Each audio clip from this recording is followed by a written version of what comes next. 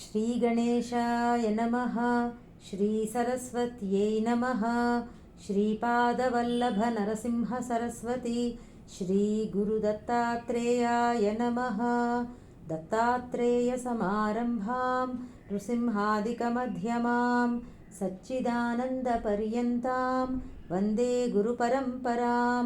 श्रीगणपतिसच्चिदानन्दसद्गुरुभ्यो नमः। శ్రీకృష్ణాయ పరమాత్మనే నమో నమః. జయ గురుదత్త అండి. మనం నిన్నటి రోజున 5వ శ్లోకం చెప్పుకుంటూ ఉన్నాము 6వ అధ్యాయంలో. ఒక్కసారి ఆ శ్లోకం చెప్తాను. ఉద్ధరేదాత్మనాత్మానం నాత్మానమవసాదయేత్ ఆత్మైవ హ్యాత్మనో బంధుః ఆత్మైవ రిపురాత్మనః. తనను తానే ఉద్ధరించుకోవాలి, తనను అధోగతి కానివ్వకూడదు. ఎందుకంటే తనకు తానే బంధువు, తనకు తానే శత్రువు అనేది ఈ శ్లోకం కొంచెం వివరణ చేసుకున్నాం. అందులో ఇప్పుడు ఈత నేర్చుకోవాలి అనుకోండి, మనకి ఒక కోచ్ ఉంటాడు. ప్రారంభంలో మీరు చూస్తే ఆ స్విమ్మింగ్ పూల్ దగ్గరికి చిన్నపిల్లల్ని తీసుకెళ్ళినప్పుడు వాళ్ళు ఏం చేస్తారంటే ఆ కోచ్ ఏదో ఒక హ్యాండిల్ లాంటిది పట్టుకుంటాం నీళ్ళల్లో, చిన్నపిల్లల చేతి పట్టుకొని ఇచ్చి ఆ కోచ్ కూడా పాపం వాళ్ళు పట్టుకుని కాళ్ళు అవి ఆడించడం వాళ్ళకి నేర్పుతాడు అనమాట. అయితే ఎప్పుడూ అలా చెయ్యడు కదండి, ఒక స్టేజ్లో వదిలేస్తాడు. అప్పుడు ఆ పిల్లలే చేతులు కాళ్ళు ఆడించి ఆ నీళ్ళల్లో ఆ ఈత అనేటటువంటిది నేర్చుకోవాలి కదా. అలాగే అంటే ఎంతో కొంత ప్రయత్నం చేయకుండా ఏదీ రాదు, ఏదీ చెయ్యలేమండి. జీవితంలో కూడా అంతే కదా. అలాగే మనము కూడా సాధన విషయంలో, సాధనే కాదు అసలు జీవితంలో ఎప్పుడూ కూడా మన ప్రయత్నం అనేది ఎప్పుడూ ఉండాలి. ఏ విషయంలోనండి? సాధన విషయంలో. మొట్టమొదట అది గుర్తుపెట్టుకోండి. ప్రారంధ సుఖదుఖ అనుభవ విషయాలు పక్కన పెట్టేసేయండి. మన యొక్క సాధన విషయంలో తప్పకుండా మనము ప్రయత్నం చేసుకుని ఉంటూ ఉండాలి. ఎవరో వచ్చి మనల్ని ఉద్ధరిస్తారు, మనల్ని మారుస్తారు, మన సంగతి వాళ్ళే చూసుకుంటారు అనేటటువంటివి తప్పు ఆలోచనలు, తప్పు భావాలు. మనదే చాలా ప్రయత్నం ఉంటుంది. ఎంతటి గురువైనా నిన్న చెప్పినట్లుగా ఒక కాంపస్ ఉంటుంది, జీపీఎస్ లాగా డైరెక్షన్ చెప్తూ ఉంటుంది, అంతేనండి. గురువు కూడా అంతే, ఒక మైలురాయిలాగా మనకి నేర్పుతారు మనం కరెక్ట్ మార్గంలో ఉన్నామా లేదా. ఇంకా దారి తప్పితే ఆ దారిని సరిదిద్దుతారు తప్ప ఆ దారిలో ప్రయాణం చేసి గమ్యం చేరుకోవాల్సింది మాత్రం ఎవరికి వాళ్ళే చేయాలి. ఇది అదే ఉద్ధరేత్ అంటే అది. ఇది మీరు లౌకిక జీవనానికి కూడా అన్వయించుకోవచ్చు. ముందర తత్వపరంగా అర్థం చేసేసుకోవాలి, తర్వాత ఇందులో పాఠం మనం లౌకికంగా కూడా అన్వయించుకుందాం. అది అన్వయించుకోవచ్చు, ఎవరికి వాళ్ళే అన్వయించుకోవచ్చు. నిన్న ఉద్ధరేత్ అన్నదానికి ఎలా ఉద్ధరించుకోవాలి అనేటటువంటిది సాధారణ స్థాయిలో చెప్పాను. మనలో ఉన్నటువంటి పూర్వజన్మ సంస్కారాలు, అందులో ఈ చెడు సంస్కారాలని గుర్తించుకుంటూ వాటిని మంచి భావాలతో, మంచి సంస్కారాలతో రీప్లేస్ చేయాలండి, మార్చుకోవాలన్నమాట. ఒక చెడు సంస్కారం ఉందని నిన్న చెప్పాను. సినిమా చూడాలి అనేటటువంటిది మనకు ఉన్నటువంటి ఒక చెడు అలవాటు.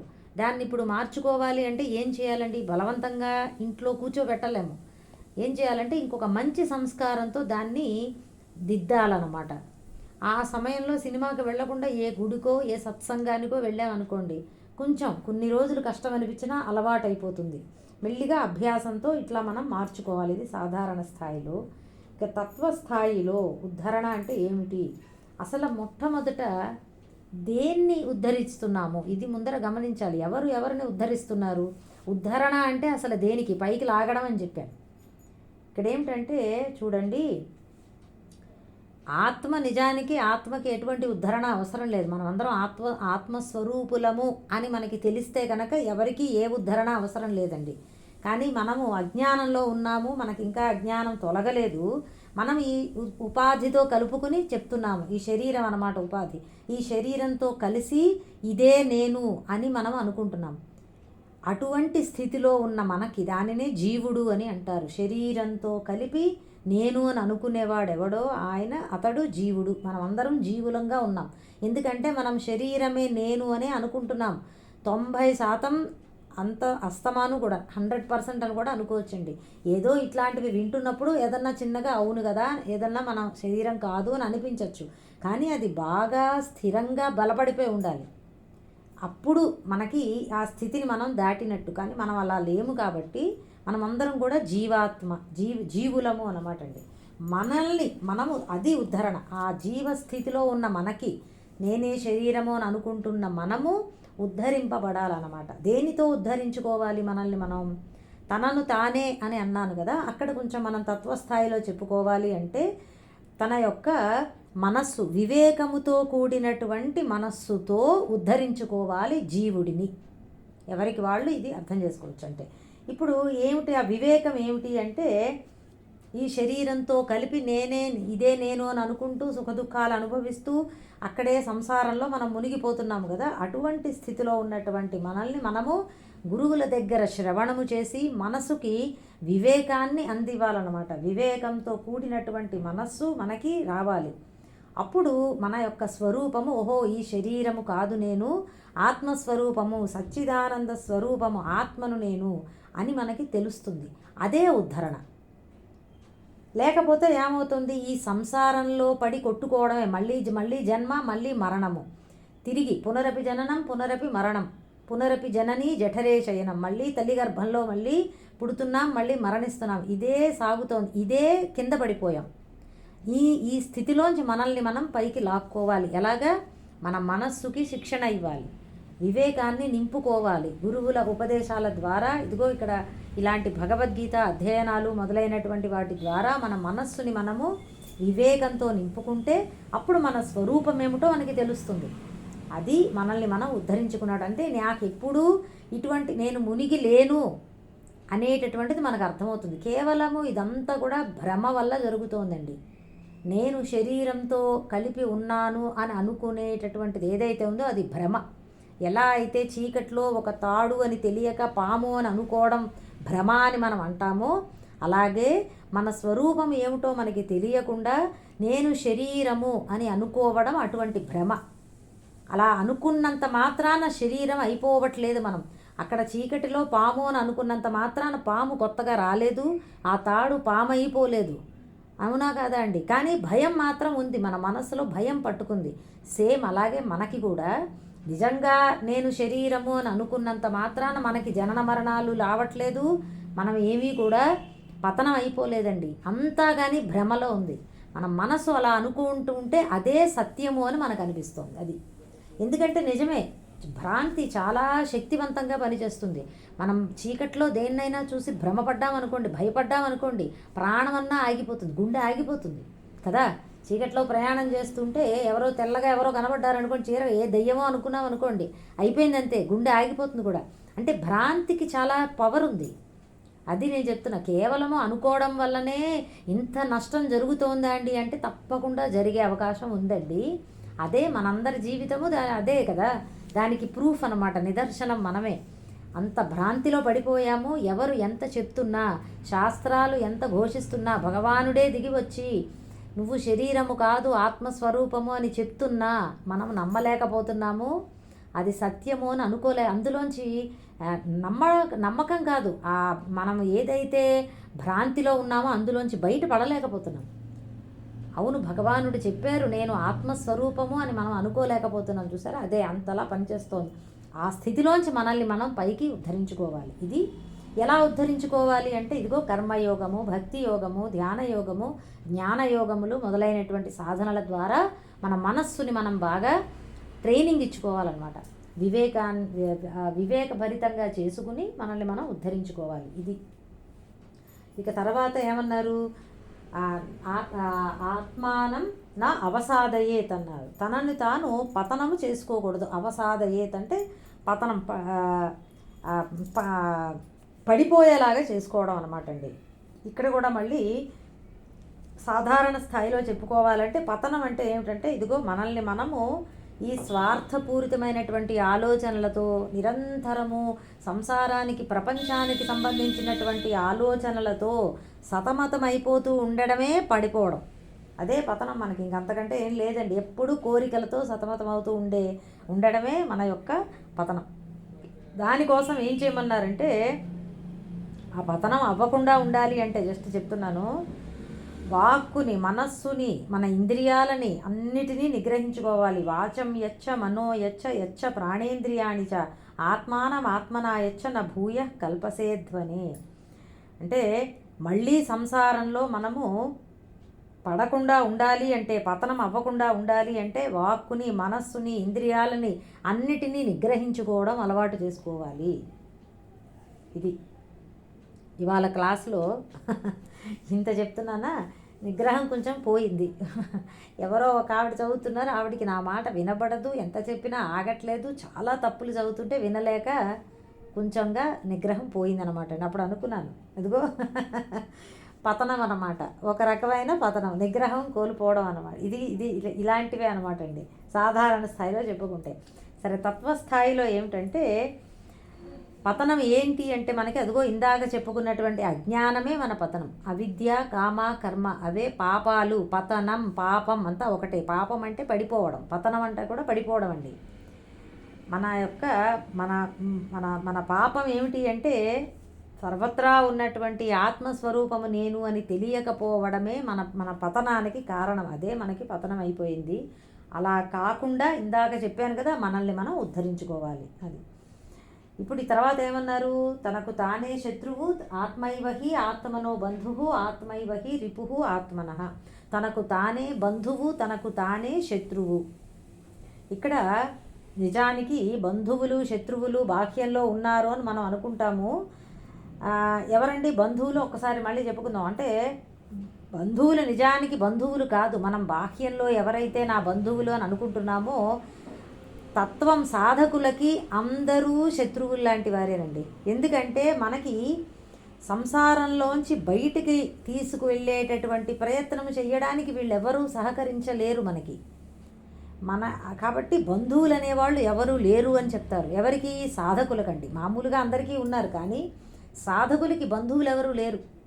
ఎందుకంటే సంసారంలో ఇంకా బాగా దింపేసేటటువంటి వాళ్ళందరూ కూడా బంధువులు కాదు కదా. మోక్షానికి ఎవరూ సహకరించలేరు.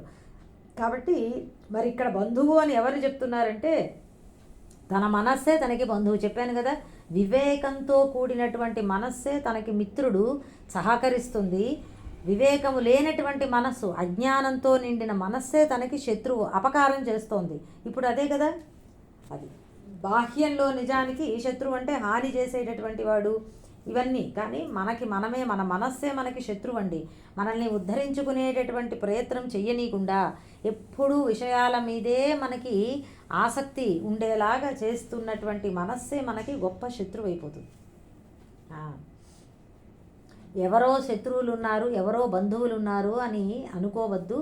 ఎవ్వరూ బంధువులు లేరు, బాహ్యంలో శత్రువులు లేరు. అది బంధువులు ఎవ్వరూ లేరు మనకి. ఎంతమంది ఉన్నారని మనం అనుకుంటున్నా శత్రువులు అసలే లేరండి. శత్రువులు బాహ్యంలో లేరు, ఎవరు, అందరూ మనలోనే ఉన్నారు. అరిషడ్వర్గములే మన యొక్క శత్రువులు. అది వీటిని మనం నిలవరించుకుంటే సరిపోతుంది. మొత్తం మీద ఈ ఉద్ధరేదాత్మనాత్మానం అనేది గొప్ప మహామంత్రము లాంటి శ్లోకం అండి. ఇది ఎప్పుడు గుర్తుపెట్టుకోవాలి. నాకు ఇది మామూలుగా లౌకికంగా కూడా జీవితంలో చాలా ఉపయోగపడేటటువంటిదండి ఇది. ఎందుకంటే ఏ పరిస్థితిలో అయినా మనకేమనిపిస్తుంది, ఎవరో వచ్చి మనకేదో హెల్ప్ చేస్తే బాగుంటుంది. ప్రతి విషయంలోనూ అంతేనండి. నేను ఒక చిన్న చెప్తాను. నాకు ఒక వయసు నాకు డ్రైవింగ్ రాదనమాట అండి. అసలు నేను రోడ్డు మీద ఎప్పుడు ఏ బండి కూడా నడపలేదు జీవితంలో. అటువంటిది ఒక వయసులో మాకు ఇంట్లో పరిస్థితుల వల్ల ఏం జరిగిందంటే ప్రతిరోజు పిల్లల్ని ట్యూషన్లకి తీసుకెళ్లే పరిస్థితి ఏర్పడింది. ప్రతిరోజు ఆటోలో వెళ్ళలేము కదా, చాలా ఇబ్బంది అయింది. ఏం చేయాలి అంటే కారు డ్రైవింగ్ నేర్చుకున్నాను నేను. 40 సంవత్సరాలు దాటిపోయాక నేర్చుకున్నానండి. చాలా కష్టం అసలు. మీరెవరన్నా మీకు తెలుసుంటే, చిన్నప్పుడు తొక్కడం అలవాటు లేనప్పుడు అంత వయసు వచ్చాక, అందులో ఇది మహానగరం, మేము ఉండేటటువంటిది బెంగళూరు, ఎంత కష్టం అంటే ఇక్కడ డ్రైవింగు ఆ వయసులో నేర్చుకుని ప్రతిరోజు ఒక 2-3 సంవత్సరాలు ఆ సమయం అయ్యే వరకు కూడా పిల్లల్ని ట్యూషన్కి తీసుకుని వెళ్ళి వచ్చాను. ప్రారంభంలో అనిపించింది మనకి ఎవరు హెల్ప్ చేస్తారు ఏమిటి అని చెప్పి. ఎంత ప్రయత్నం చేశాము అంటే ఎవరో వచ్చి మనల్ని ఏదో హెల్ప్ చేసేస్తే బాగుంటుంది అని అనిపిస్తుందండి. నాకు అప్పుడు అర్థమైంది. అప్పటికే భగవద్గీతలోనే ఉన్నాను అనుకోండి. నాకు అర్థమైంది, ఇట్లా కాదు, మనమే చేసుకోవాలి. ఎవరు మనకి వచ్చి హెల్ప్ చేస్తారు? ఎవరిని సహాయం అడుగుతాం? మన కర్తవ్యం మనమే చేయాలి. అంతే కదా. ఇంకా కష్టపడి ఆ డ్రైవింగ్ నేర్చుకుని అది చేశానంటే చాలా చాలా గొప్ప అచీవ్మెంట్గా అనిపించింది నాకు. నిజానికి జీవితంలో చాలా తృప్తినిచ్చిందండి.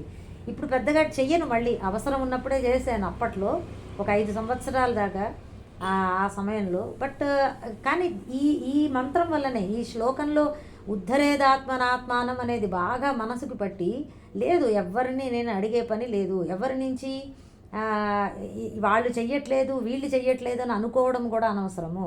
నాకు నేనే ఎంత నేర్చుకోగలిగితే అంత ప్రయత్నం మనమే చెయ్యాలి అని.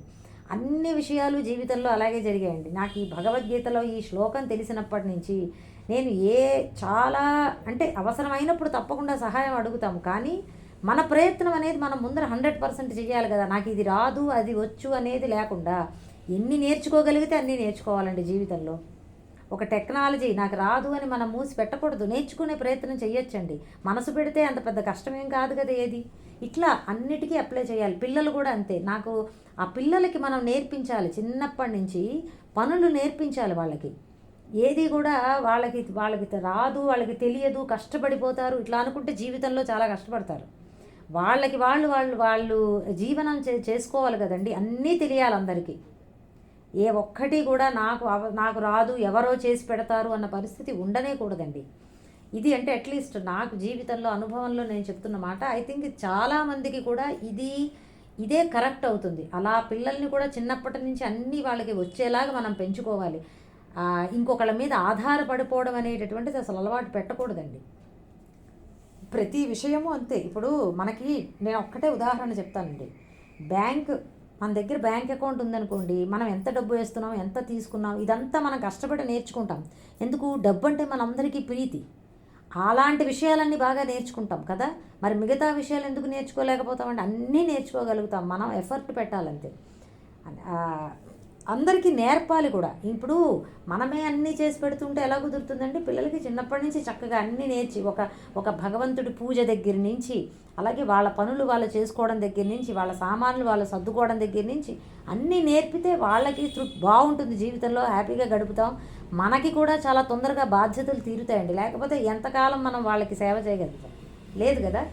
ఇది ఈ ఉద్ధరేదాత్మనాత్మానం అనేటటువంటిది అంత అష్టాక్షరి మంత్రం అని అన్నారు, 8 అక్షరాలు అందులో అని అంటారనమాట. అన్నీ గుర్తుపెట్టుకోవాలి. మనకి కష్టం అనిపించినప్పుడు ఎవరో ఏదో వచ్చేస్తారులే, ఏదో సినిమాల్లో చూపించినట్టు హీరోలు ఎవరెవరో వచ్చేస్తారు, ఎవ్వరూ లేరు. మనకి మనమే హీరో. అది ఈ మన జీవితానికి మనమే హీరో. లేదు మనల్ని ఉద్ధరించుకోకుండా కూర్చుంటే మనకి మనమే విలన్ అయిపోతామండి. అది ఒక చిన్న కథ చెప్పుకుని నెక్స్ట్ శ్లోకానికి వెళ్దాము. అంటే తనని తాను ఉద్ధరించుకోవడం చేత కాని వాడిని ఎవరూ ఉద్ధరించలేరు అని చెప్పడానికి అనమాట. ఒక ఊరిలో ఒక సన్యాసి ఉండేవాడట. ఆయన పేరు మందబాబా. మందుడు అంటే తెలుసు కదండి, అంతగా తెలివి కొంచెం తక్కువ ఉన్నటువంటి వాడు అన్నమాట. అయితే ఆయనకి ఏమిటంటే ఏదో సన్యాసం ఎవరో గురువుగారి దగ్గర తీసుకున్నాడు. ఆయన ఒక చిన్న కుటీరం కట్టుకుని కూర్చునేవాడు. పెద్దగా ఏమీ తెలియదు అన్నమాట, విషయము తెలియదు, జ్ఞానము కూడా అంతగా లేదు. కానీ భగవంతుడి మీద తపస్సు చేసుకుంటూ ఒక నామాన్ని చెప్పుకుంటూ ఉండేవాడు. అంత మటుకు ఆయనకు ఉన్నది దీక్ష.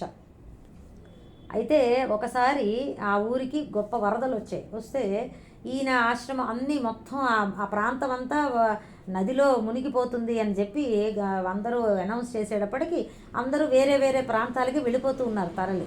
పాపం ఈ మందబాబా గారి దగ్గర కూడా వచ్చి, బాబా మీరు కూడా వచ్చేసేయండి, మనం వెళ్ళిపోదాం, ఈ ఊరంతా మునిగిపోతుంది అంటే ఆయన అన్నట్ట, నేను రాను, నాకు భగవంతుడు వచ్చి నన్ను కాపాడుతాడు, మీరు వెళ్ళిపోండి అని అన్నట్ట. అయ్యో పాపం ఏంటి ఇలా అంటున్నాడు అని చెప్పేసి పాపం వాళ్ళందరూ చాలామంది వెళ్ళిపోయారు.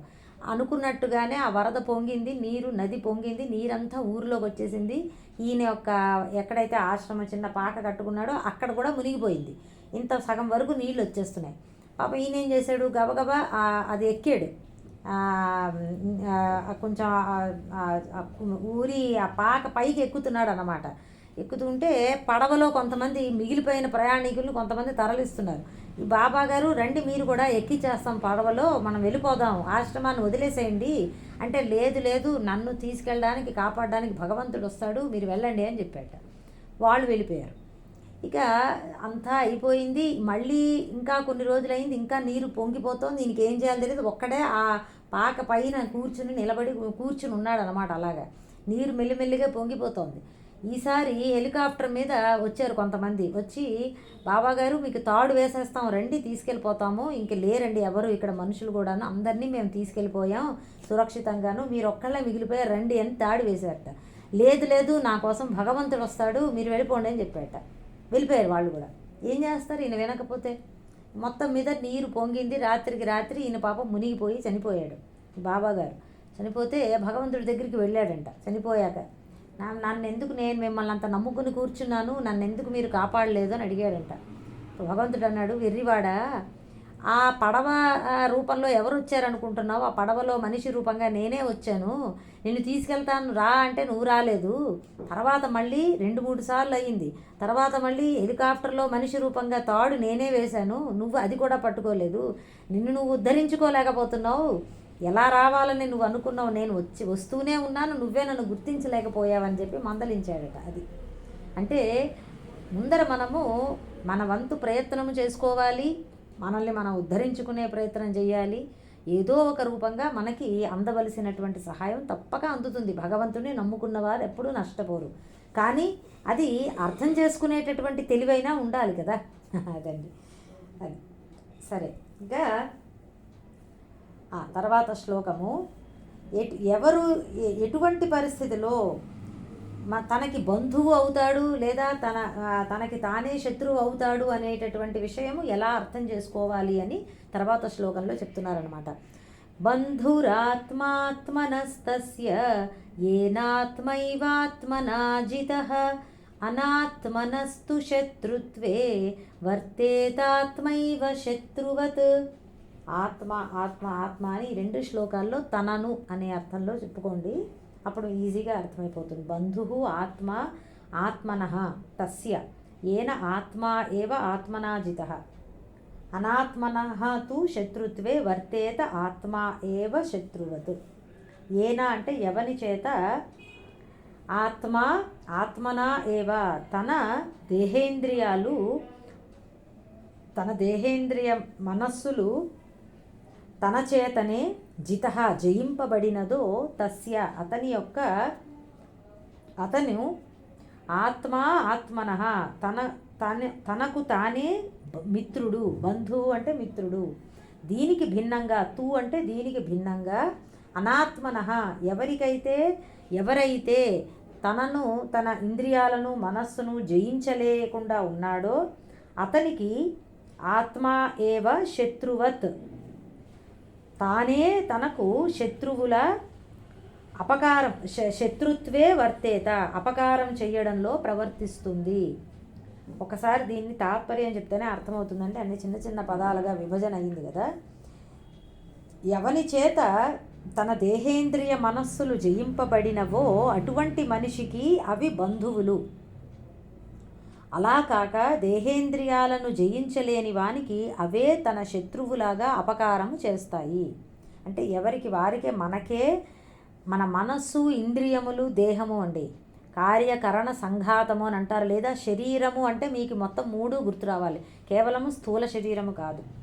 ఎవని యొక్క ఈ లేదా మనస్సు అని అనుకుంటాం సింపుల్గా, మనస్సు అంటే ఇంక్లూడ్ చేసుకోండి. ఎవని యొక్క మనస్సు తన వశంలో ఉంటుందో అవే తనకి మిత్రుడులాగా సహాయపడతాయన్నమాట.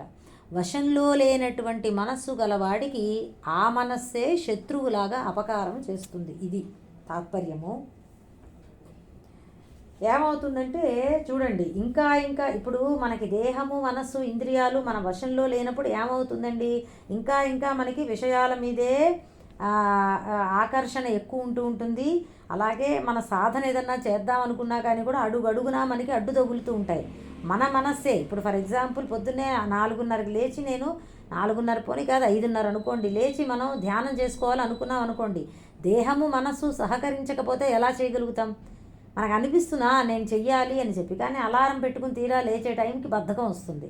అదిగో అది వశంలో లేనటువంటి మనస్సు శరీరం అంటే అదనమాట. అప్పుడు ఇంక లేవలేకపోతాం, అయిపోతుంది.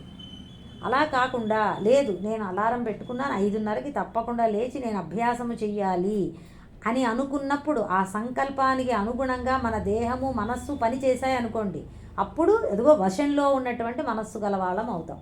అప్పుడు ఏమవుతుంది, చక్కగా లేవగలుగుతాము, మనం సాధన చేసుకోగలుగుతాం. ఇది లేకపోతే మనకి అన్ని చోట్ల విఘ్నాలే, మనం ఏది చేయలేకపోతామండి. ఇదొక్కటే కాదు, చాలామందికి ఇంకొక సమస్య ఉంటుంది. ఆరంభ శూరత్వము అని విన్నారండి మాట. ప్రారంభంలో చాలా శూరుల్లాగే అందరం మొదలు పెట్టేస్తారు, కానీ ఒక్క వారం రోజులు అయ్యేటప్పటికీ మొత్తం సగానికి సగం మంది క్లాసులో చల్లారి పడిపోతారు. పోతుంది ఆ పట్టుదల, కానీ ఆ ఎంతూజియాజం అంటారు, అవన్నీ పోతాయి అన్నమాట. ఇవన్నీ ఏంటంటేనండి, మనస్సు ఇంద్రియాలు వశంలో లేని వారికి ఇలాగే ఉంటుందన్నమాట అండి. కొంచెం అది ఉండాలి. ఒకసారి ఒక పని ప్రారంభించాము అంటే, ఏ సంకల్పం చేసుకుని మనం ఇది నేర్చుకోవాలి అని అనుకున్నాం అనుకోండి, అది సంకల్పం అనమాట. అది పూర్తయ్యే వరకు చెయ్యాలి. మన సాయశక్తులా మనం ప్రయత్నం చేయాలండి. సాయశక్తులా, లేకపోతే వెంటనే అది ఆగిపోవడం అవుతుంది. అట్లా ఉండకూడదు. ఒక నియమం పెట్టుకోవాలి. నేను ఒకటి ప్రారంభించాను అంటే దానికి ఎంతో కొంత నేను అంతు చూస్తాను అన్నట్టుగా ఉండాలి మనం. ఏమంటారు, పట్టు పట్టరాదు, పట్టి విడువరాదు కదా, అట్లా ఉండాలన్నమాట. మనం అన్నీ ఆలోచించుకుని ఆచితూచి మనకున్న సమయం ఏంటి, మనకున్నటువంటి బాధ్యతలు ఏమిటి, ఇవన్నీ చూసుకుని నేను ఎంత చేయగలుగుతాను అని ఆలోచించుకుని ఒక కరెక్ట్ నిర్ణయం తీసుకుని దానికి స్టిక్ అవ్వాలి. ముందు వెనక చూసుకోకుండా గబుక్కుని దూకేయడం కూడా తప్పేనండి. ఇవన్నీ చాలా ఉంటాయి. మన బుద్ధి సరిగ్గా పని చేయాలి. నేను ఎంత చేయగలుగుతాను, నాకు ఇప్పుడు ఇంట్లో ఎటువంటి సమస్యలు ఉన్నాయి, ఇప్పుడు ఇంత నేను నేర్చుకోగలుగుతానా లేదా, ఇట్లాంటివి ఆలోచించుకోవాలి. నేను చాలాసార్లు చూశాను, కొంతమంది ఏవో క్లాసుల్లో చేరిపోతారు. ఆ క్లాసుల్లో మళ్ళీ చదవలేరు. ఎందుకంటే వాళ్ళ ఆఫీస్ పని ఎంత ఉంది, వాళ్ళ శక్తి ఎంత ఉంది, ఎంత సమయం ఉంది, ఇవన్నీ ఆలోచించుకోకుండా డబ్బులు కట్టేసి పుస్తకాలు ఏవో తెప్పించేసుకుని ఆ పుస్తకాలు అలా ఉంటాయి, డబ్బులు వేస్ట్ అయిపోతాయి, మనం ఏమీ చేయలేం. ఇట్లా నేను చాలాసార్లు జీవితంలో చాలామందిని చూశాను. అలా ఉండకూడదు. ఆలోచించుకుని నిదానంగా, ఇదిగో ఇవే అనమాట అండి వశంలో లేని మనస్సు అంటే ఇంతే. ఆరంభ శూరత్వము ఇట్లాంటివన్నీ, లేదా కొంచెం బద్ధకము మొదలైనటువంటి గుణాలు ఉంటే ముందర వాటిని తగ్గించుకునే ప్రయత్నం చేయాలి. అన్నిటికీ ఒకటేంటే మన పని మనమే చేసుకోవాలండి. ఏ పని కూడా ఇంకొకళ్ళ చేత ఒక గ్లాస్ మంచినీళ్ళు కూడా మనం అడగకుండా ఉండేలాగా మన పని మనం చేసుకోవడం మొదలు పెడితే బద్ధకం అనేది కొంచెం తగ్గుతుంది కదా. అట్లా మెల్లిమెల్లిగా అలవాటు, ఏదో ఒకటి మనలో ఉన్న దోషాలు గుర్తించుకుంటూ ముందర, అది కూడా ఆ గుర్తించుకోవడమే చాలామంది చేయలేరు. నేను పర్ఫెక్ట్ అని అనుకుంటాం మనం చాలా విషయాల్లో. ఎవరికి వాళ్ళు ఒక కాగితము పెన్ను తీసుకుని నాకు ఏమిటి దోషాలు, నాలో తప్పులు ఏమిటి, మన జీవితంలో ముఖ్యంగా మనకే కొన్ని తెలిసిపోతాయండి. నాకే చెప్తాను. అప్పుడప్పుడు నాకు కొంచెము దాన్ని ఏమంటారు, సహనం తగ్గుతుంది. కొన్ని విషయాల్లో ఎక్కువ తగ్గుతుందండి. నాకు భగవద్గీతదే చెప్పి చెప్తాను. నాకు తప్పులు బాగా ఎవరైనా చదువుతున్నారనుకోని వినలేను, సహించలేను అనమాట. అది మాత్రం చాలా పెద్ద నాకు ప్రాబ్లం. కానీ సహనంగానే చెప్పాలి, దిద్దాలి నాకు. కానీ అక్కడ తగ్గిపోతూ ఉంటుంది, వినలేకపోతాను. అవతల వాళ్ళు పాపం నేర్చుకుంటున్నారు, నాకు తెలుసు, అదిగో అది దోషం. అది కొంచెము ఇప్పటికే అఫ్కోర్స్ సాధన చేసుకుంటున్నాను, చెప్తున్నాను మీకు. ఎందుకంటే మనలో తప్పులు మనమే తెలుసుకోవాలి కదండి ముందర. వేరొకళ్ళు ఎత్తి చూపడము అప్పుడు కూడా ఒప్పుకోరు చాలామంది. నేనేం తప్పు చేయలేదు అని అనుకుంటాం. మనకి చాలా ఉంటాయి, వెతికితే మనలో ఎన్ని దోషాలు ఉంటాయి లిస్ట్ వేసుకోవచ్చు. మనం భయపడతాం, అమ్మో ఇన్ని దోషాలు ఉన్నాయని. కొంతమందికి ఏంటి, అంత కంట్రోల్, అంత నా మీదే, నేనే అంతా చెయ్యాలి, నా సంతకం లేకుండా ఏది ముందరకు వెళ్ళకూడదు, ఇంట్లో అన్నీ మనకి తెలియాలి, అట్లా కొంతమంది ఉంటారు. కొంతమంది మరీ ఏది పట్టించుకోరు కూడా. అలా కూడా ఉండకూడదు కదా. జీవితంలో మన బాధ్యతలు మనం నిర్వర్తించాలి, ఎంతవరకో అంతే ఉండాలి. ఇవన్నీ చూసుకుంటూ ఉండాలి మనం. అనవసరమైన చోట కలగజేసుకోకూడదు, ఇట్లా అడగని చోట సలహాలు సంప్రదింపులు చేయకూడదు. ఇది చాలా ఉంటాయండి. ఇవన్నీ మనం అలాంటివి ఏదైనా ఎప్పుడైనా చేసి ఉంటే ఓకే, అప్పుడు అంత అవసరం లేదు, నేను అక్కడ మాట్లాడకుండా ఉండవలసింది. ఇట్లా మనమే రాసుకుంటూ పెట్టుకుంటూ తప్పులు దిద్దుకుంటూ ఉండకపోతే ఎవరు మనకి చేస్తారండి ఇలాంటివన్నీ? ఎవరన్నా చేస్తే మనం వింటామా? వెంటనే నొచ్చుకుంటాం కదా. ఎవరన్నా మనలో తప్పు ఎత్తి చూపితే కూడా మనకి నచ్చదు. అలాంటప్పుడు మనమే చూసుకోవాలి. ఇదిగో అది అట్లా లేనటువంటి మనస్సు ఉన్నప్పుడు మనం యాక్సెప్ట్ చేయలేకుండా, మన తప్పులు మనమే గుర్తుంచుకోకుండా ఉన్న స్థితిలో మనల్ని ఎవరూ ఉద్ధరించలేరు. ఇంకా సంసారంలోనే పడి ఉంటాం కదా. అది వాయుర్నావం ఇవాంభసి అని చెప్పారు. పడవను ఆ తుఫాను గాలి ఏం చేస్తుంది, ముంచేస్తుంది, ఇటు అటు లాక్కు తీసుకు వెళ్ళిపోతుంది. అట్లా మనం ఇంకా ప్రపంచ వ్యవహారాల్లో మునిగిపోతాము. ఎప్పటికీ మన తప్పులు మనం సరిదిద్దుకోలేకపోతాము. అలా కాకుండా మన తప్పులు మనం తెలుసుకుంటూ గుర్తిస్తూ మన మనస్సుని ఇంద్రియాలని వశంలో పెట్టుకుని మనం చక్కగా సాధన చేస్తే అప్పుడు తప్పకుండా మనకి మనల్ని మనం ఉద్ధరించుకోగలుగుతాం, మనకి మనమే సహాయకారిగా ఉంటాం, బంధువులం. అటువంటి మనస్సే మనకి బంధువు. ఇంకొక విషయం కూడా చెప్తానండి. బంధువు శత్రువు దగ్గర చాలాసార్లు ఏమవుతుందంటే గురువులు ఏదన్నా ఉపదేశం చేసేటప్పుడు మనకు అంతగా పట్టదండి. అప్పుడప్పుడు నేను ఇది కూడా చాలా గమనించానంటే, వింటాము కానీ అది జీవితంలో అమలు పరుచుకోలేకపోతూ ఉంటామండి. అలా కూడా ఉండకూడదు. మనం గురువులు చెప్తున్నారు అంటే వారి మాటకి ఆ గౌరవం ఇచ్చి మనం అలా అమలు చేసుకోలేకపోతే జీవితంలో ఆ దారిని పట్టుకుని వెళ్ళాలి. వాళ్ళు అందిస్తున్నారు మనకి అని చెప్పి మనం గుర్తించి, ఇప్పుడు భగవద్గీతను అందించారండి. ఎంతమంది భగవద్గీతలో స్వామీజీ ఇచ్చినటువంటి వ్యాఖ్యానం పరిపూర్ణంగా మొత్తము చదివి అర్థం చేసుకోగలిగారు? చాలా తక్కువ మందినే చెప్పాలి కదా. మరి ఇవ్వడానికి ఇచ్చారు, మరి భగవద్గీత నేర్చుకోండి అని చెప్పారు, అర్థాన్ని తెలుసుకోండి అని చెప్పారు. మనము కొంతవరకే చేసి కొంత వదిలేస్తూ ఉంటాం. అట్లా ఉండకుండా పరిపూర్ణంగా చెప్పాను కదా, పట్టరాదు పట్టి విడువరాదు. ఒకటి పట్టుకున్నామంటే అది పూర్ణంగా అయ్యే వరకు ఇంకా విడవడానికి లేదు. విడవకుండా ఉండితే అది మనకి చాలా ఉపయోగపడుతుంది. అలా చెయ్యాలి ఏ పని చేసినా. లౌకిక వ్యవహారాల్లో కాదండి, సాధనలో ఒకటి పట్టుకున్నామంటే చక్కగా దాన్నే మనం సాధన చేసుకుంటూ వెళ్ళిపోతే ఆ ఒక్కటే మనల్ని ధరించేస్తుంది. ఆ గురువు వాక్యాల మీద విశ్వాసంతో శ్రద్ధతో మనం చేయగలిగితే. అలా లేనప్పుడు మనల్ని మనమే అపకారం చేసుకున్న వాళ్ళం అవుతాం అన్నమాట. ఎంతైనా చెప్పచ్చండి, ఈ శ్లోకాలు బంగారం. ఎంతైనా దీనికి చెప్పుకుంటూ వెళ్ళచ్చు, కానీ సమయం కూడా చూస్తున్నాను అందుకే. మనస్సే మనకి అన్నిటికీ పతనానికి కానీ మన ఉద్ధరణకి కానీ మనస్సే కారణము అని అయితే మనందరికీ అర్థమైంది కదా. అదే చెప్తుంది ఉపనిషత్తు కూడా, మన ఏవ మనుష్యాణం కారణం బంధమోక్షయోహో బంధాయ విషయాసక్తం ముక్తి అయి నిర్విషయం స్మృతం. ఇది చాలా ఈజీగా కూడా ఉంటుంది ఈ శ్లోకం. మనస్సే మన యొక్క బంధానికి కానీ మోక్షానికి కానీ కారణము.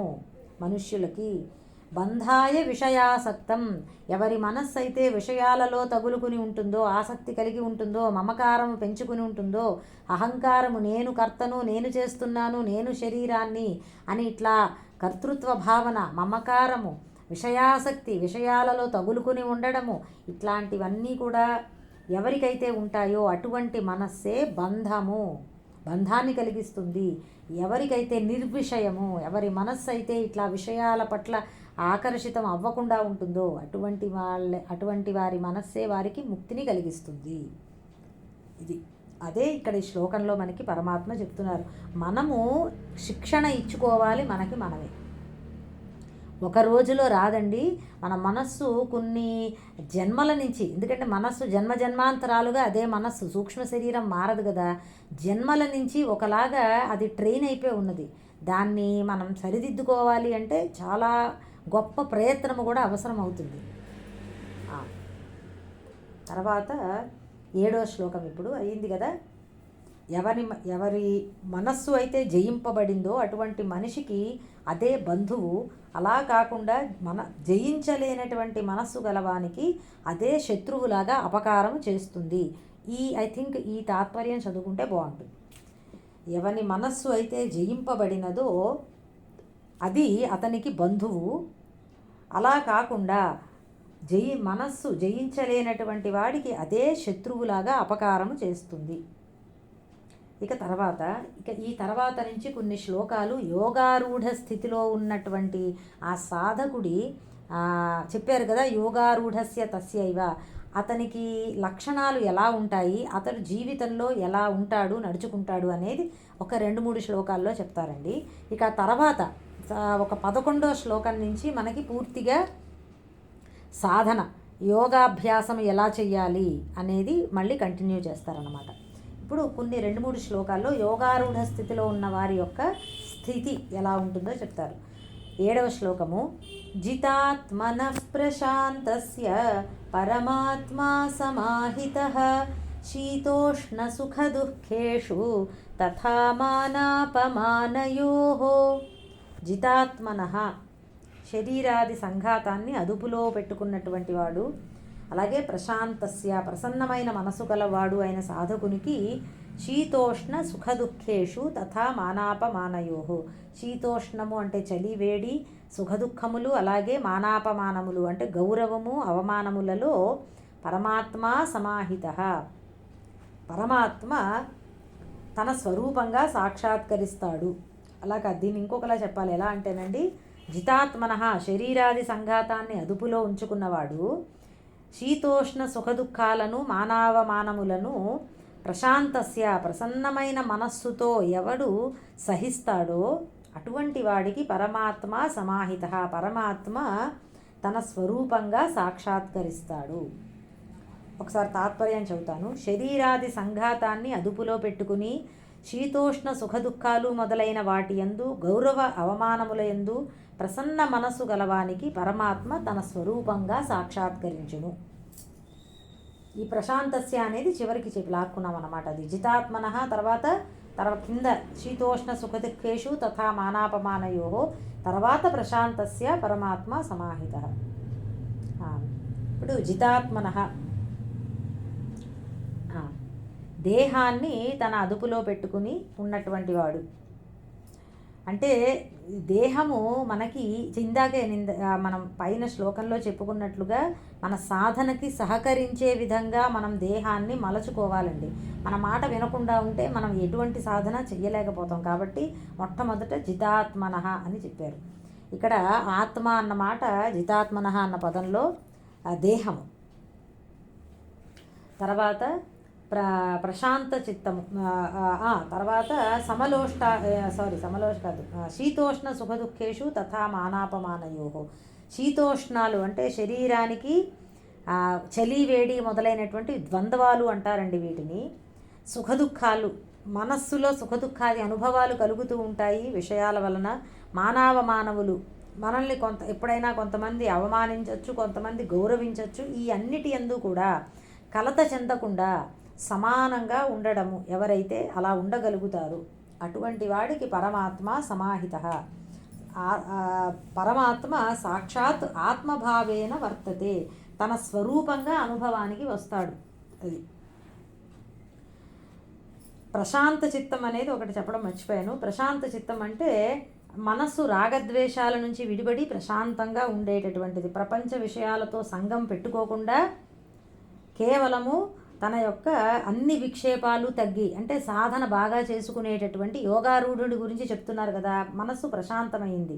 అటువంటి ప్రశాంత చిత్తుడికి ఇదిగో పరమాత్మ సమాహిత, తన ఆత్మస్వరూపము తనకి సాక్షాత్కరిస్తుంది. అలా సాక్షాత్కరించినప్పుడు మళ్ళీ ఆ శీతోష్ణ సుఖదుఖాలు వీటన్నిటినీ సమానంగా అతను దర్శించగలుగుతాడు. వాటి వలన కలత చెందడు అనమాట అండి. ఎందుకంటే అవి శరీరానికి మనస్సుకి బుద్ధికి ఉంటాయి తప్ప ఆత్మస్వరూపమైన తనకి అవి ఎటువంటి ప్రభావాన్ని తన మీద చూపలేవు అని గుర్తించి ఉంటాడు. కాబట్టి వీటన్నిటి యందు సమానంగా ఉంటాడు. మళ్ళీ ఇంకొకసారి చెప్తాను. ఐ థింక్ ఇటు అటు అయిపోయింది, నేను కూడా పొరపాటుగా చెప్పాను. జితాత్మన అంటే దేహాన్ని తన అధీనంలో ఉంచుకున్నటువంటి వాడు, మనస్సు రాగద్వేషాల నుంచి విడిపడి ప్రసన్నంగా శాంతంగా ఉంచుకున్నటువంటి ఆ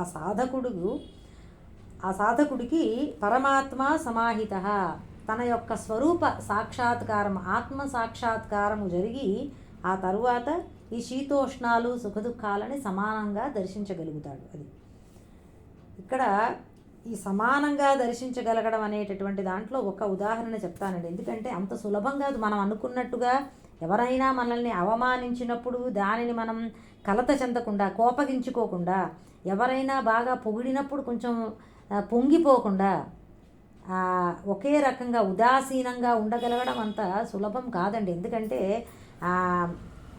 మనకి పొగడతలో తెలియకుండానే ఒక రకమైనటువంటి ఆనందం వస్తుంది కదా.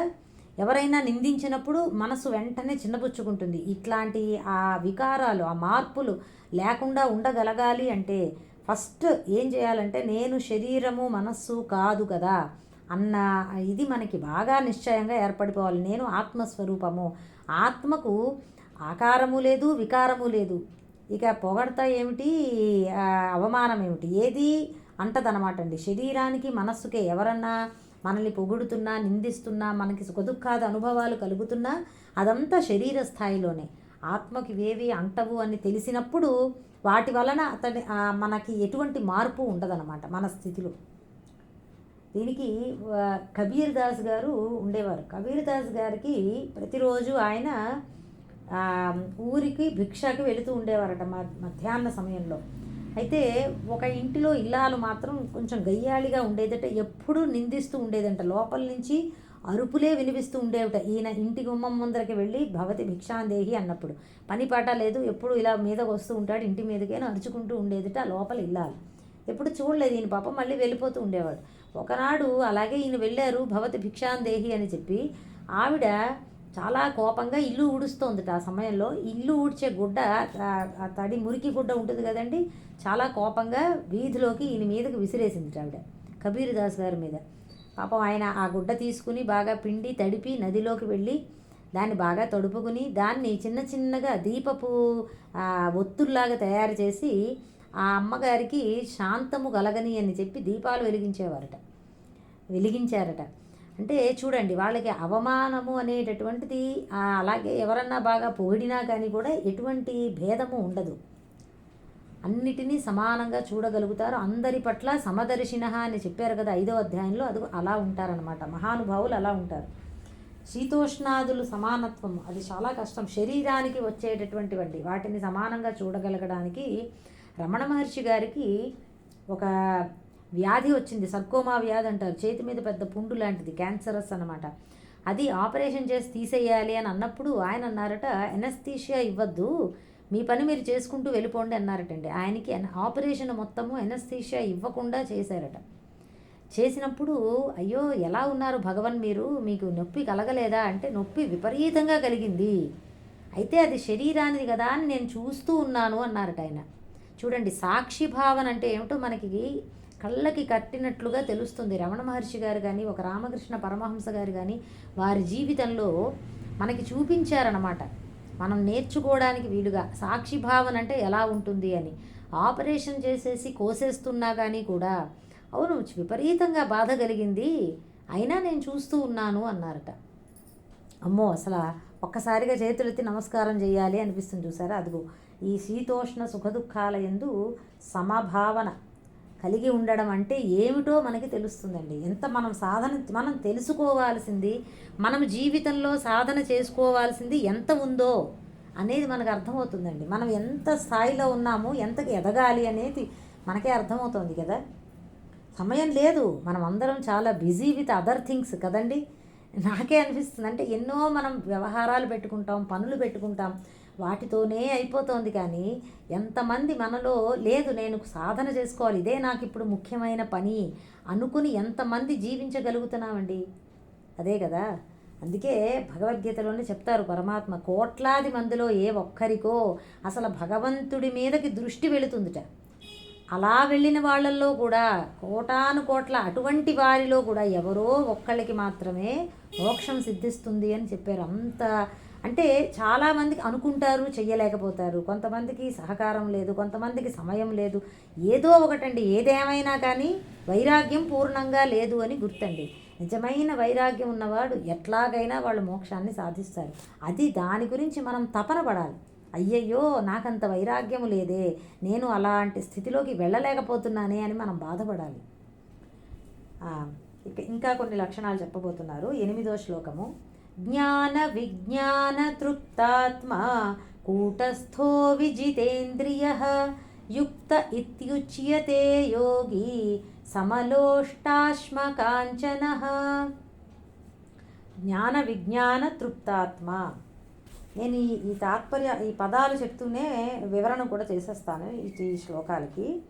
జ్ఞానము విజ్ఞానము చేత తృప్తి పొందినవాడు అంటే ఎవరంటే, జ్ఞానం అంటే ఏమిటంటే శాస్త్రోక్త పదార్థానాం పరిజ్ఞానం. శాస్త్రము చెప్పినటువంటి ఆత్మతత్వాన్ని ఎవరైతే తెలుసుకున్నారో, గ్రహించారో. ఇప్పుడు మనం చేస్తున్నాం చూడండి, ఈ భగవద్గీత అధ్యయనం నిజానికి జ్ఞానము కిందకు వస్తుంది. థియరిటికల్ నాలెడ్జ్, క్లాస్ రూమ్లో కూర్చుని మనం తెలుసుకున్నాం, విషయం ఏమిటో తెలుసుకున్నాం. ఇప్పుడు విజ్ఞానం అంటే ఏమిటంటే ఆ తెలుసుకున్నటువంటి విజ్ఞానం, శాస్త్రత జ్ఞాతానాం, ఏదైతే శాస్త్రము చెప్పినది తెలుసుకున్నామో తథైవ స్వానుభవకరణం విజ్ఞానం. దానినే మనం అనుభవంలోకి తెచ్చుకుంటే అది విజ్ఞానం అవుతుంది. ప్రాక్టికల్ నాలెడ్జ్ అనమాట జ్ఞాన విజ్ఞాన. ఈ రెండిటి వలన ఏమవుతుందంటేనండి, ఆత్మతత్వాన్ని ఇలాగ 2 రకాలుగా, జ్ఞానము అంటే మామూలుగా దాని గురించి తెలుసుకోవడము, అదే అనుభవంలోకి కూడా తెచ్చుకోవడం. ఈ రెండిటి వల్ల ఏమవుతుందంటే ఆత్మజ్ఞానం విషయంలోనండి అలం ప్రత్యయ అంటే ఇక చాలు అని మనసుకు అనిపిస్తుందట. ఇంతకు మించి ఇంకా ఏమీ లేదు, ఇంకేమీ వద్దు అనే తృప్తి మనసుకి కలుగుతుందిట. ఆత్మతత్వం యొక్క జ్ఞానము, దాని యొక్క సాక్షాత్కారము. విజ్ఞానం అంటే సాక్షాత్కారము, అనుభవం అండి. దాని వలన మనకి అంతటి తృప్తి కలుగుతుంది. జీవితంలో ఇక ఏ విషయంలోనూ మనకి ఇంత తృప్తి ఉండదు. చాలు అని అనిపించదండి. ఎప్పుడు అనిపించిందండి చాలు అని? ఎప్పుడు అనిపించదు. ఇట్లాంటి ఆత్మతత్వ జ్ఞానాన్ని ఎవరైతే సంపాదిస్తారో అటువంటి వారికి పూర్ణమైనటువంటి ఆ తృప్తి అనేది కలుగుతుంది. అందుకే జ్ఞాన విజ్ఞాన తృప్తాత్మ అలా ఎవరైతే పొంది ఉన్నాడో, అలాగే తృప్త ఆత్మ అంటే ఇక్కడ ఆత్మ అన్నమాట మనస్సు. జ్ఞాన విజ్ఞానము చేత తృప్తి పొందిన మనస్సు కలవాడు అని. తర్వాత విజితేంద్రియ, ఇంద్రియాలను చాలా పరిపూర్ణంగా నిగ్రహించినటువంటి వాడు. విజితేంద్రియ, విశేషంగా ఎవరైతే ఇంద్రియాలను జయించాడో, ఉపసర్గ వాడారు వి అనేది, కాబట్టి బాగా ఇంద్రియాలన్నిటినీ జయించినటువంటి వాడు. ఈ మాట చాలా శ్లోకాల నుంచి వస్తోంది, మిగతా అధ్యాయాల్లో కూడా అది. అలాగే కూటస్థ అంటే నిర్వికారంగా, మార్పు లేకుండా ఉండడం అండి. కూటము అంటే ఏమిటంటే కంసాలి దగ్గర ఒక రకమైనటువంటి దిమ్మ ఉంటుంది. ఆ దిమ్మ మీద రకరకాల ఆభరణాలను తయారు చేస్తూ ఉంటాడు, సుత్తి పెట్టి కొడుతూ ఆయా రూపాలు డిజైన్లు చేస్తూ ఉంటారనమాట. ఆ కంసాలి దగ్గర ఉండేటటువంటి దాగలి అంటారు దిమ్మ, దాన్ని కూటము అని అంటారనమాట. అంటే తన మీద ఎన్ని మార్పులు జరుగుతూ ఉన్నా, అంటే ఆ బంగారం వేసి కొట్టి ఎన్నో మార్పులు తన ఆధారం చేసుకుని ఎన్నో మార్పులు జరిగిపోతూ ఉన్నా కానీ కూడా ఎటువంటి మార్పు చెందకుండా ఉండేటటువంటి దాన్ని కూటము అని అంటారు. అర్థమైంది కదండి, ఆ దిమ్మ అన్నమాట. అట్లాగే ఆత్మను ఆధారం చేసుకుని శరీరము, మనస్సు ఇవన్నీ ఎన్నో వికారాలు చెందుతూ ఉన్నాయి, మార్పులు చెందుతూ ఉన్నాయి, దినదినము మారిపోతున్నాయి. అయినా కానీ కూడా ఆత్మ మాత్రం అలాగే ఉన్నది, వాటికి ఆధారంగా ఉన్నది. ఆత్మ యొక్క చైతన్యం ఉండడం వల్లనే ఇవన్నీ కూడా చేతనత్వాన్ని కలిగినట్లుగా వ్యవహారం చేస్తున్నాయి. అయినా ఆత్మలో మాత్రం ఎటువంటి మార్పు రాదు, లేకుండా ఉన్నది, నిర్వికారంగా ఉన్నది. కాబట్టి ఆత్మకి కూటస్థ అని అంటారు. ఆ నిర్వికారంగా ఉండేటటువంటి లక్షణం. స్థహ అంటే స్థిరంగా ఉండడం, కూటములాగా స్థిరంగా ఉన్నది అని. నిర్వికారంగా మారకుండా ఉన్నటువంటి ఆత్మ చైతన్యం కూటస్థ అంటే. అటువంటి వాడు ఎలా ఉంటాడంటే సమలోష్టాశ్మ కాంచన. సమలోష్టాశ్మ కాంచన అంటే మట్టిబెడ్డ, రాయి, బంగారం, ఒక రాతి ముక్కని, ఒక మట్టి బిడ్డని, బంగారాన్ని సమంగా చూస్తాడు. లోష్ట, అశ్మ, కాంచన మూడండి. లోష్ట అంటే మట్టి బిడ్డ, అశ్మ అంటే రాయి ముక్క, కాంచన అంటే బంగారము. వీటిని సమంగా చూస్తాడు. సమలోష్టాశ్మ కాంచన. సమంగా చూడడం అంటే ఎలా సాధ్యమవుతుందండి? మట్టి బిడ్డని, బంగారాన్ని ఎలా సమానంగా చూడగలుగుతాడు అంటే తత్వము తెలిసినటువంటి వారికండి ఇవన్నీ కూడా రెండు రకాలుగా చూడొచ్చు. రెండిటిని సమానంగా ఎలా చూడడం సాధ్యమవుతుంది అనేది చెప్తున్నాను. తత్వ ప్రకారం చూడండి, ఈ ప్రపంచం అంతా కూడా పంచభూతాలతో తయారైంది. మన శరీరంలో ఏముంది అంటే మట్టి, వాయువు, నీరు, గాలి, ఇంతే. 70% నీరు. మీరు సెర్చ్ చేయండి, మా హ్యూమన్ బాడీలో ఏముంది అంటే ఇవే చెప్తుంది, ఇంకేమీ లేవు. అదే రక్తంగా, మాంసంగా, ఇటన్నట్టుగా ఎముకలుగా తయారైంది. అదే పంచభూతాలతోనే శరీరము నిర్మాణమైంది. అలాగే సకల పదార్థాలు కూడా సృష్టిలో ఏదో ఒక భూతంతో, భూతం అంటే పంచభూతాలలో ఏదో ఒక తత్వంతోనే తయారయ్యినవైనా కాదా అండి? ఎక్కడి నుంచో తీసుకొచ్చి మనం కొత్తగా ఇప్పుడు ఫోన్లు వచ్చాయి, దేంతో తయారయ్యాయండి ఇవన్నీ కూడా? ఏ ప్లాస్టిక్కో లేకపోతే ఇవన్నీ ఎక్కడి నుంచి వచ్చే? భూమి, పృథ్వీతత్వం యొక్క మార్పులే ఇవన్నీ కూడా కదా. ఒక ఇనప ముక్కలు కానీ, ప్లాస్టిక్ ముక్కలు కానీ అక్కడి నుంచే వచ్చాయి కదా. కొత్తగా ఏ పదార్థాన్ని ఎవరు తయారు చేయట్లేదండి. సృష్టిలో ఉన్నవే ఇవన్నీ కూడా, అన్నీ పంచభూతాత్మకము అని అనుకోవచ్చు అన్నమాట. అంటే ఒకే మూల పదార్థం నుంచి అన్ని పదార్థాలు వచ్చాయి, మిగతా అన్ని వస్తువులు వచ్చాయి. అయితే వీటికి ఒకటి చాలా విలువైనదని, ఒకటి ఏమాత్రము విలువ లేనిది అని చెప్పి మనమే వాటికి విలువ పిచ్చాం. అవునా? బంగారము విలువైంది, మట్టి విలువైంది కాదు అని ఎవరు చెప్పారండి? మనమే కల్పించుకున్నాం. నిజానికి ఒకలా ఆలోచిస్తే మట్టే విలువైనది. మనకి ఆహారం ఎక్కడి నుంచి వస్తుందండి? బంగారం సృష్టించట్లేదు, మట్టిలోంచి వస్తున్నాయి. మట్టికి ఆ పోషక శక్తి ఉండబట్టే మనకి ధాన్యము, ఆ బియ్యము అన్నీ దొరుకుతున్నాయి, పళ్ళు అన్నీ దొరుకుతున్నాయి లేదా, కూరగాయలు అవన్నీ మనకి. కానీ మనిషికి ఏమిటంటే ఏదో మన అవివేకం చూసారా ఎలా ఉంటుందో, వింతగా ఉంటుంది. మనమే ఆలోచించాలి. మట్టి బిడ్డకి బంగారానికి ఎందుకు మనం బంగారానికి ఎక్కువ విలువ ఇచ్చాము, మట్టికి ఎందుకు ఇవ్వలేదు? నిజానికి మా పృథ్వీ అంతా పోయిందనుకోండి, ఆలోచన చెయ్యండి, మనకి ఆహారం ఎక్కడి నుంచి వస్తుందండి? రాదు కదా. అలా చూసుకుంటే మట్టికే ఎక్కువ విలువ ఇవ్వాలి. కానీ మన అవివేకం, మన బుద్ధి కల్పించుకుంటుంది అదేదో విలువైంది, తలతలా మెరిసిపోతోంది అనుకుని ఏమి చేయలేము బంగారంతో. నిజానికి ఆభరణాలు వేసుకోవడం తప్ప అది కూడా వేసుకోలేము ధైర్యంగా కదా, ప్రాణాలన్నా తీసేస్తారు. బంగారము మాతాపుత్ర విరోధాయ హిరణ్యాయ నమో నమః అని అంటారు. తల్లికి పుత్రుడికి కూడా విరోధాన్ని కలిగించి బంగారం వలన ఒకళ్ళనొకళ్ళు చంపుకునేదాకా తీసుకొస్తుందట బంగారం. డేంజరస్. స్వామీజీ వారు ఎప్పుడు చెప్తారు, మహా డేంజర్, జాగ్రత్త, బంగారాన్ని చాలా జాగ్రత్తగా మీరు ఉండాలి బంగారం విషయంలో అని చెప్తారు. నాకు చాలా భయం అండి కలిస్థానం. మనకి ఆ పరీక్షిత్ మహారాజు గారి కథ తెలుసు కదా, ఆయన బంగారు కిరీటాన్ని ధరించుకుని వెళ్ళి దానివల్ల మాయలో పడిపోయి శాపాన్ని కొని తెచ్చుకుని చివరికి ప్రాణాలే పోయాయి. ముక్తి పొందేరనుకోండి, కానీ అంత జరిగింది బంగారం కిరీటం నెత్తి మీద పెట్టుకోవడం వల్ల. నాకు చాలా భయం, బంగారం ఎక్కువ ధరించాలి అని చెప్పారండి. నేను నా మాటగా చెప్పట్లే, మన స్వామీజీ వారు చెప్పారు బంగారం ఎక్కువగా పెట్టుకోవద్దు అని చెప్పారండి. ఎందుకంటే అది కలి స్థానము. భాగవతంలో మొదట్లోనే వస్తుంది కదా, పరీక్షిత్ మహారాజు గారు ఆ కలి పురుషుడికి 5 స్థానాలు అలౌ చేశారు, నువ్వు ఇక్కడ ఉండొచ్చు అని. అందులో ఒకటి బంగారం అండి. కాబట్టి చాలా జాగ్రత్తగా ఉండాలి. మనం బంగారం ఎక్కువ వాడుతున్నా ఏం చేస్తున్నా నిజానికి.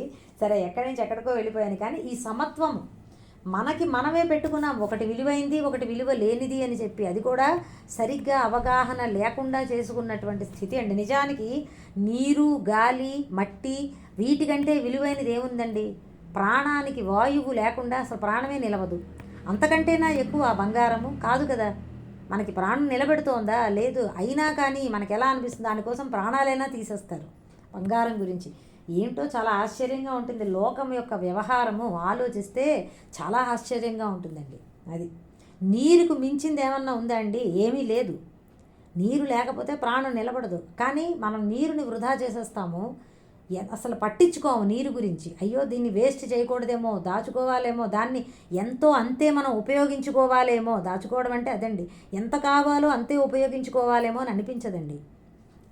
అది మన యొక్క మస్తిష్కంలో ఏం పుడుతుందో తెలీదు మన మనుషులకి అది. కానీ తత్వం తెలిసినటువంటి వారికి ఇవన్నీ సమానంగా చూస్తారు. ఎందుకంటే అన్ని పంచభూతాలలోంచి వచ్చినవే. వాటిలో ఏమాత్రము వారికి భేద దృష్టి ఉండదన్నమాట. ఒకటి విలువైందని ఒకటి విలువ లేనిదని. ఇంకొకటి ఏమిటంటే, అంతేకాదు, ఇది ఒకటే మూల కారణము నుంచి అన్ని పదార్థాలు వచ్చాయి అనేది ఒకటి.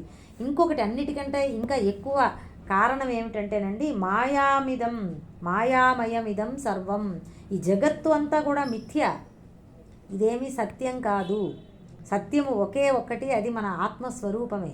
ఇక అంతా కూడా మిథ్యేనండి. ఉన్నా లేనట్లే. ఈ మాట గుర్తుపెట్టుకోండి, ఉన్నా లేనట్టే. కలలో లాంటిది.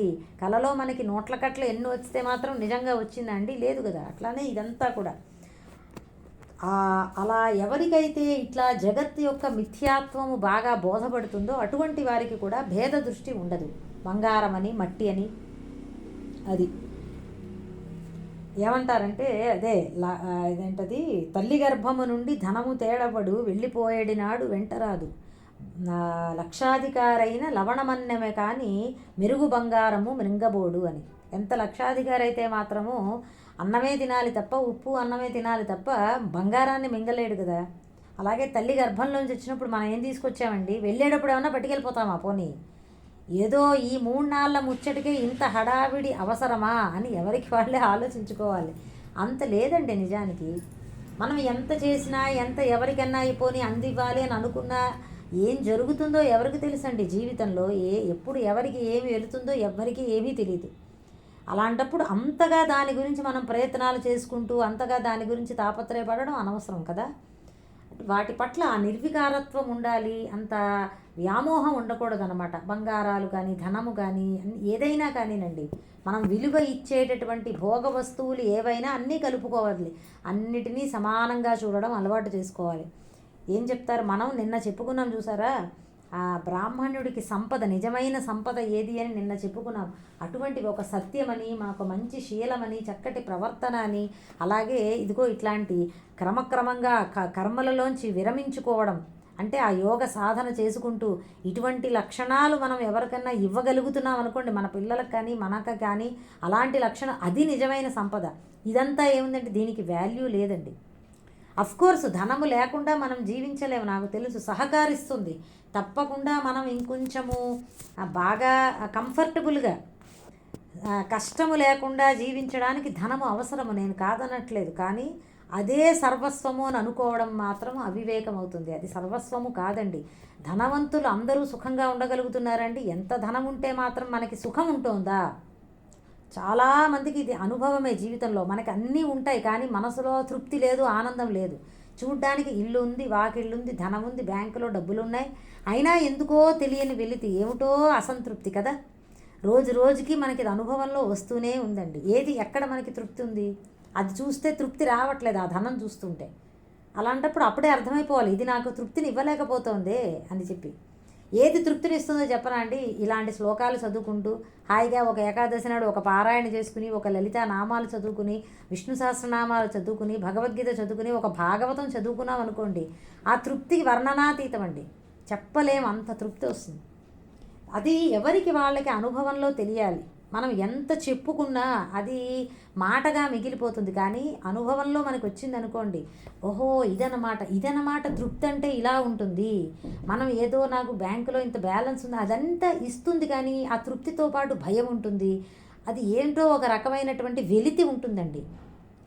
నాకు ఇది మన అందరికీ కూడా, మనకి ఎంత ధనం అంటే, ధనం ఉంటే నాకు కష్టాల్లోంచి నేను గట్టెక్కగలుగుతానేమో, నాకు ఆరోగ్యం పోయినప్పుడు నాకు అది ఉపయోగపడుతుంది, ఇవన్నీ ఒక మాట అండి ఒక స్థాయిలో.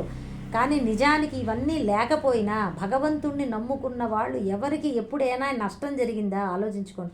పరిపూర్ణంగా నమ్మకం పెట్టుకున్నటువంటి వారికి ఏ నష్టము ఉండదండి. చాలా సునాయాసంగా, చాలా సుఖంగా వాళ్ళ జీవితం గడిచిపోతుంది. నాకు ఎప్పుడు ఇదే నమ్మకం జీవితంలో. మా ఇంట్లో వాళ్ళు కూడా అప్పుడప్పుడు అంటూ ఉంటారు, అంటే ఏమో మనకి ఎలా ఉంటుందో ఫ్యూచర్లో అంటూ ఉంటే, నాకు మాత్రం ఏ భయము ఉండదండి. అంటే ఎలా ఉన్నా పర్వాలేదు, మనకి మన భగవద్గీత ఉంది, మన కృష్ణుడు ఉన్నాడు, మనకేమిటి నష్టం అనే ధైర్యము, ఆ నమ్మకము మనకు ఉండాలి. ఇప్పుడు చాలా హాయిగా జీవితం వెళ్ళిపోతుంది. మనకి దేని మీద ఇదిగో మళ్ళీ వెనక్కి వచ్చేసేయండి. సమలోష్టాశ్మ కాంచన, దేని పట్ల అతిగా వ్యామోహం ఉండదు. ఒక తక్కెటలో మనకున్నటువంటి సమస్త మనం వస్తువులు, మనకున్నటువంటి మన బంధువులు, మనకున్నటువంటి భార్య పిల్లలు రిలేషన్స్ అన్నిటినీ పెట్టండి, ఒక తక్కెటలో భగవంతుడిని పెట్టండి. ఏది ఎక్కువ తూగుతోంది మీరే ఆలోచించుకోవాలి. భగవంతుడు ఎక్కువ ఎవరికి తూగాడో అటువంటి వారు చక్కటి భక్తులు, అదృష్టవంతులు దాటిపోతారండి. మనకి ఇవే ఎక్కువ అది తక్కువ అనిపించింది అనుకోండి, భగవంతుడు మనం ఇంకా కొంచెం నేర్చుకోవాలి, మనం ఇంకా ఇంప్రూవ్ అవ్వాలి అని చెప్పి, అది ఆ స్థితికి తప్పకుండా అందరం చేరుకుంటామండి. అందులో ఎందుకంటే భగవంతుడిలో మనకి ఆ భగవత్ స్మరణలో ఉన్న ఆకర్షణ లాగేస్తుంది మనల్ని. మనం ఒక్క ప్రయత్నం చేయాలంతే, కొంచెం ప్రయత్నం చేస్తే చాలు. ఇవి ఎంత మనం ఎక్కువ అని అనుకుంటున్నా మెల్లిగా మనసు అటువైపుకు వెళ్ళిపోతుందండి. మనకి జస్ట్ అది ఉండాలంతే, కొంచెం ప్రయత్నం చేసే అది ఉండాలి. ఇంతకీ ఏం చెప్పుకున్నాం? మాయామయమిదం సర్వం, ఈ జగత్తు అంతా ఒక నాటకం లాంటిది, మాయ లాంటిది. ఒక సినిమా చూస్తూ ఉంటే మనకి ఈ జగత్తే గుర్తు రావాలి. ఆ సినిమాలో ఏది సత్యమో మీరే ఆలోచించండి. ఏదైనా ఒక్కటి సత్యంగా ఉన్నదా? మనం చాలా చాలా గొప్ప గొప్ప సినిమాలు చూసాం, పెద్ద పెద్ద సెట్టింగ్లు వేస్తారు, గొప్ప ప్యాలెస్లు వేస్తారు, అందరూ ధనంగా ఎన్నో వేసుకుని ఉంటారు. అందులో ఏదైనా సత్యమైంది ఉందా?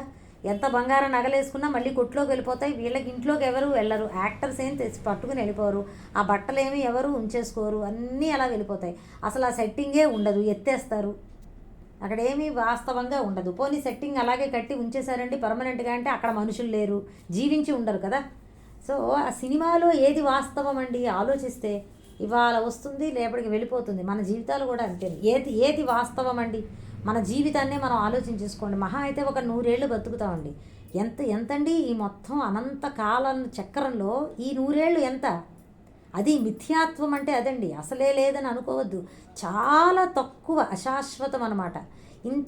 ఇంత చిన్న అశాశ్వతమైనటువంటి నిరంతరము మారిపోతూ ఉండేటటువంటి ఈ జీవితంలో మనం ఎన్ని విషయాలని ఎంత సీరియస్గా తీసేసుకుంటున్నామో అనేది ఆలోచిస్తే మనకి తెలుస్తుంది. ఓహో, ఇదంతా పెద్ద ఏమి లేదనమాట. మనము ఒక అతిథిలాగా వచ్చాము జగత్తులోకి, వెళ్ళిపోతాం మళ్ళీ అని గుర్తుపెట్టుకోవాలి. ఏది మనది కాదు. చెప్పాం కదా, తల్లి గర్భంలోంచి ఎవరు ధనం తీసుకురావట్లేదు, వెళ్ళిపోయేటప్పుడు ఏ ఒక్కటి తీసుకుని పూచికి పుల్ల కూడా పట్టుకెళ్ళట్లేదు. శరీరాన్నే వదిలి వెళ్ళిపోవాల్సి వస్తుంది మనకి. అప్పుడు మనం ఏం చేయాలండి? ఏది మనతో వస్తుందో అది చూసుకోవాలి. మన సంస్కారాలు, మనకు ఏదైనా భక్తి ఉంటే అది వస్తాయి. మనం కూడా చేసుకున్నటువంటి పుణ్యపాప కర్మలు వస్తాయి. అవి మనం ముఖ్యంగా చూసుకోవాలి. జీవితంలో ఒక పుణ్యమో, ఒక దానమో, ధర్మమో చేసుకోవాలండి. అట్లీస్ట్ కనీసం అది చేసుకోవాలి. దానము చేయడం అలవాటు చేసుకోవాలి మనిషికి. ఆ కథ ఎప్పుడైనా వచ్చినప్పుడు చెప్తానులేండి. బ్రహ్మగారు ఇచ్చినటువంటి బోధ ఏంటంటే దానము చెయ్యి. ఎందుకంటే మానవుడంటేనే లోభగుణం ఉంటుందంట. స్వతహాగానే అన్నీ కూడబెట్టుకోవాలి, ఇంకా కావాలి అనే గుణముతో ఉంటాడు మానవుడు. అది పోవాలి అంటే దానము చేయడం అలవాటు, ఇచ్చేస్తూ ఉండాలండి. అది మనకున్న దాంట్లో మనం చాలా తృప్తిగా ఇంకొకళ్ళకి ఇచ్చేస్తూ ఉండాలి అన్నీ కూడా, ఏదైనా. సరే, మొత్తం మీద చక్కటి లక్షణాలు కొన్ని చెప్పుకున్నాము. విజ్ఞానము చేత తృప్తి పొందినటువంటి వాడు, ఇంద్రియాలను జయించినవాడు, మట్టిబెడ్డ, రాతిముక్క, బంగారములయందు సమదృష్టి గలవాడు అయినటువంటి యుక్త అయినటువంటి ఉండండి, ఇంకా కొంచెం మిగిలిపోయింది. నిర్వికారుడు కూటస్థ, నిర్వికారుడు అయిన యోగి. అటువంటి యోగి యుక్త ఇది ఉచ్యతే. యుక్త అంటే యోగారూఢుడు అని చెప్పబడుతున్నాడు. ఆ యోగారూఢుని లక్షణాలు కదా అవి ఇక్కడ. అంటే ఆ యోగారూఢుడు ధ్యానంలోనే కాదు, బాహ్యంలో కూడా సర్వత్రా ఆత్మనే దర్శిస్తూ ఉన్నాడు. ఒక రకంగా చెప్పాలి అంటే జ్ఞానముతో కూడినటువంటి యోగి, జ్ఞానయోగి అవుతున్నాడు. ఎందుకంటే అంతటా సమానత్వంగా సమానాన్ని చూస్తున్నాడు కాబట్టి. సమలోష్టాశ్మ కాంచన కదా, ఆత్మతత్వాన్నే దర్శించగలుగుతున్నాడు. లేకపోతే మనకి భేద దృష్టి పోదు. సమానంగా ఉన్నటువంటి ఆత్మను దర్శిస్తూ ఉన్నాడు కాబట్టి సమాధిలోనే కాదు, బాహ్య ప్రపంచంలో కూడా. అటువంటి ఆయన జ్ఞానయోగి, యోగారూఢుడు అని చెప్పబడతాడు. యుక్త ఇది ఉచ్యతే. ఆ యుక్త అన్న మాట మనకి భగవద్గీతలో చాలా చోట్ల వచ్చిందండి. ఇప్పటికే ఒకసారి చెప్తాను. మనకి 5వ అధ్యాయంలో ఒక చోట యుక్త అన్న మాట వచ్చింది. యుక్తుడు అంటే ఎవరు అని చెప్పి ఒక్కసారి 5వ అధ్యాయంలో చూడండి. యుక్త కర్మఫలం త్యక్త్వా శాంతిమాప్నోతి నైష్ఠికీం, అక్కడ ఒకసారి చెప్పారు. మళ్ళీ మనకి సయుక్త కృత్స్న కర్మకృత్ కర్మణి అకర్మయః పశ్యేత్ 4వ అధ్యాయంలో 18వ శ్లోకంలో ఒకసారి వచ్చింది యుక్త అని చెప్పి. ఇదిగో ఇక్కడ ఒక చోట వచ్చింది, మళ్ళీ తర్వాత కూడా వస్తుంది. యుక్త ఇత్యుచ్యతే తదా అని 18వ శ్లోకంలో కూడా వస్తుంది. యుక్త అన్నమాట చాలా చక్కటిది. మనకి ఏకాగ్ర చిత్తము కలవాడు, చిత్తము సమాధానపడినటువంటి వాడు అని మనం చెప్పుకున్నాం. ఇక్కడ యోగారూఢుడు అని. యోగారూఢుడు అంటే ఏకాగ్రమైన చిత్తము గలవాడు, ధ్యానంలో చక్కగా సమాధానమైనటువంటి మనస్సు, అంటే ఏకాగ్రమైనటువంటి మనస్సు. సమాధానము అంటే ఏకాగ్రం అండి, ఏకాగ్రమైనటువంటి మనస్సు కలిగినటువంటి వాడు అని చెప్పి. ఇక సమయం అయ్యింది. మనం 9వ శ్లోకం నుంచి మళ్ళీ నెక్స్ట్ క్లాస్లో చెప్పుకుందాము. వాళ్ళ ఐ థింక్ 7వ శ్లోకంలో కొంచెం ఇటు అటు అయ్యింది. దాని తాత్పర్యం ఒకసారి తర్వాత మళ్ళీ నెక్స్ట్ క్లాస్లో వివరణ చేస్తానంటే, అవసరం ఉంటే ఇటు అటు ఆ లక్షణాలు అంతే, మిగతాదంతా సమానమే, తాత్పర్యంలో భేదం ఏమీ రాలేదు. చాలండి వాళ్ళకి. మళ్ళీ సోమవారము 9వ శ్లోకం నుంచి మళ్ళీ మనం చెప్పుకుందాము.